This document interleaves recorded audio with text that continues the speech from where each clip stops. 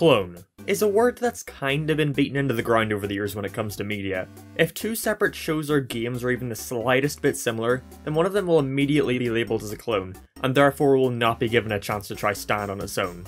These two shows have a similar art style? Clone. These two games have similar mechanics? Clone. These two well, wait a second. Who put this in my list? No, stop! Get out of my video! Sorry guys, that was my Uncle Doug. This episode brought to you by— Jeez Doug, I'm getting to that! Before the rest of the video, I want to tell you about Popbase. On the Popbase app, you can play with exclusive content I created, watch videos with me, including a bunch of unlisted videos, compete for awards, and win collectibles in a room hosted by this little 3D me. I'll be posting on there with new videos to watch, quizzes, and stuff like that pretty regularly. You can download the app on the App Store, or by clicking on the link in the description, so come check it out. Now where was I? Oh yeah, here's where there comes a bit of complication. It's kinda hard to classify what does and doesn't make a show a clone of another. There's a lot of factors to consider, like the premise, art style, characters, writing, etc. And just because some of these elements are present in one show doesn't make it a clone of another. Just look at Butch Hartman. Subscribe to LS Mark. All his shows had almost the exact same art and writing style, and he still managed to make each show worse than the last. Where that backfired? But I think to be seen as a clone, a show would need to at least feature a few of these elements that I mentioned before. And let's look at one of the shows which I think influenced most of the quote-unquote clones. Family Guy. When Family Guy got revived in 2005, it grew to be one of the most popular adult animated shows, and with this led to many people being influenced to create their own shows with a similar premise. There are a ton of adult animated comedies that I think tried to hop on the train of Family Guy's success. You know what? Let's go through them all. Starting with... The first one of these would be Brickleberry from 2012, which featured a colourful cast of characters. Look at all these new friends. There's Peter Griffin Guy, Lois Griffin Guy, Cleveland Guy, Tom Kenny Guy, and even a bear. As we follow their wacky mishaps while working as park rangers. And that's all she wrote. To be honest, the park ranger aspect is barely relevant at all. It's more focused on the characters and their hilarious traits. And by hilarious, I mean... For having a somewhat unique premise, it's disappointing to see the show constantly fall back on the same tired old jokes we've seen time and time again on Family Guy. Not even the characters are able to stand on their own. There's the dumbass man, sex-obsessed friend, female punching bag, and their talking animal sidekick is just a combination of Brian and Stewie. Despite this, the show makes a lot of vain attempts at differentiating itself from Family Guy, relying less on celebrity and pop culture references, but it feels very surface level in its decisions. I wouldn't mind as much if these changes were good, but they're not. They try to be a lot edgier, which is strange because if you look up the definition of edgy in the dictionary, you see a picture of Stewie pregnant with Brian's babies. I still can't believe Merriam-Webster approved that edition. But Brickleberry somehow manages to outdo it, with it being way more violent, gory, and sexual, because that's all you have to do to make for a good adult cartoon, right? The art style is probably what most people bring up when comparing it to Family Guy, and I'm gonna do that too. I didn't think it was possible, but it somehow manages to be more stilted than Family Guy, with each character just looking like they downloaded these rigs from a GoAnimate video. Like Peter's chin. The show got mixed reviews, but surprisingly lasted 3 seasons, but it was clear that Comedy Central wanted another money printer to add to their catalogue, going to such lengths as offering naked pictures of their characters in exchange for 50,000 Instagram followers. Sadly, they failed and we could no longer get the chance to see Rule 34 of their characters. Unless you wanna, you know, go to Rule 34 or something. But after being cancelled, the creators had a stroke of genius. What if we made Brickleberry again, but with cops? It's the cops. Worse. Paradise PD features a colourful cast of characters. Look at all these new friends.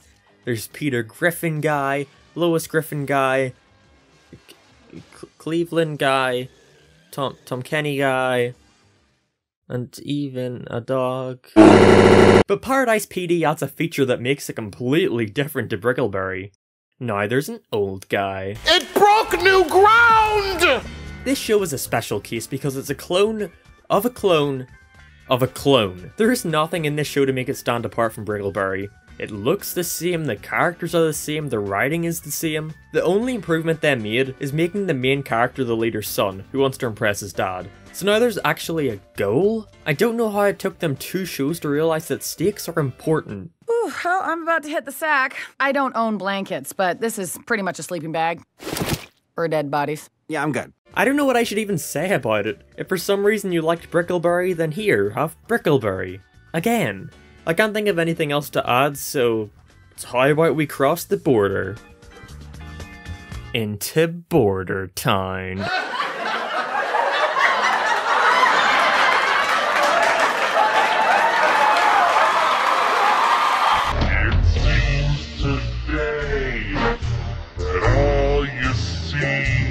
Now, at first glance, the show doesn't seem anything like a Family Guy clone. A show about a man working at Border Patrol having to deal with his Mexican neighbour.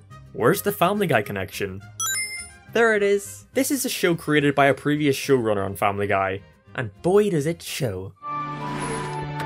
Yep, wrong show. The best thing I can say is that it's a Seth MacFarlane show with very little involvement from Seth himself. If I were to venture a guess, maybe Seth put his name on it to help get the show picked up, don't quote me on that.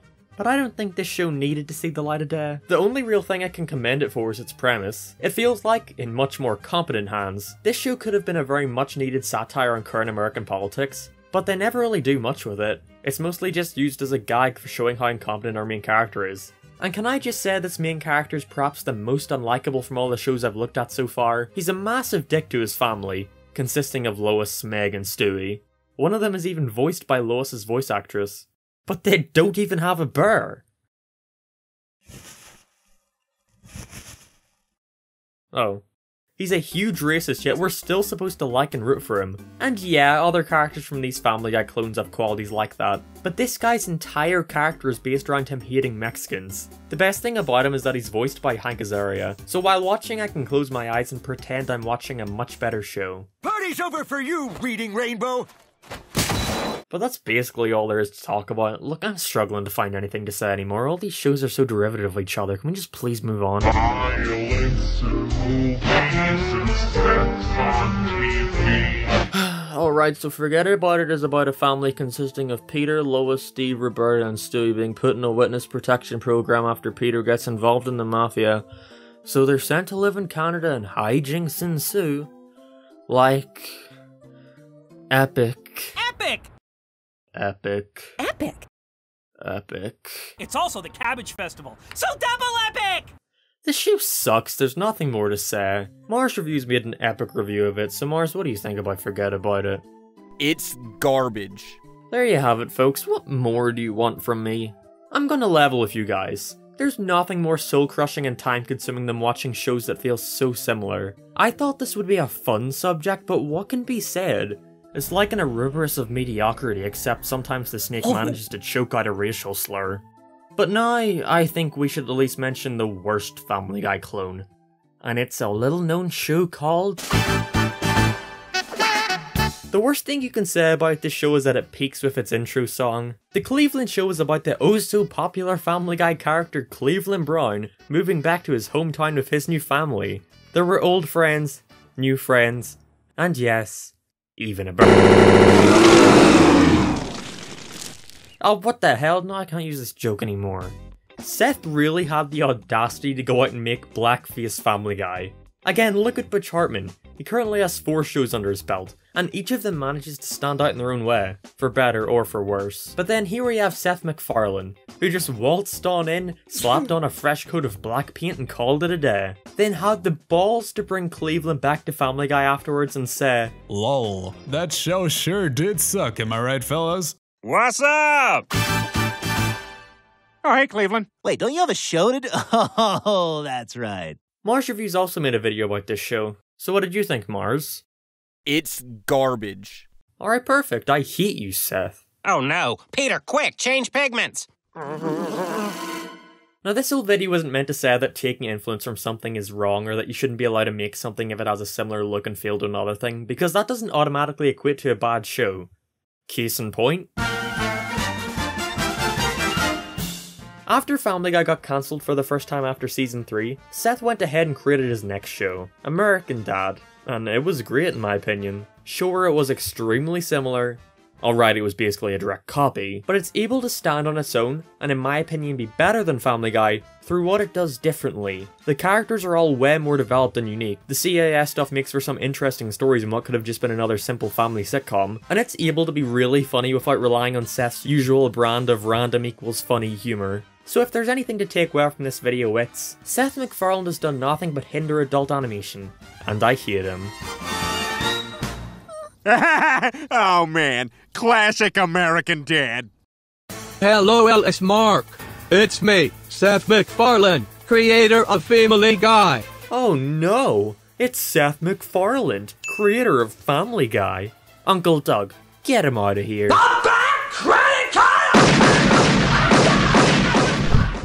Thanks, Uncle Doug. Now remember, kids, be original and don't be derivative. I'm LS Mark, and I remember it so you don't have to. LS Mark, before I die I have something I need to tell you. I, Seth MacFarlane, creator of Family Guy, am your real uncle. Oh my god.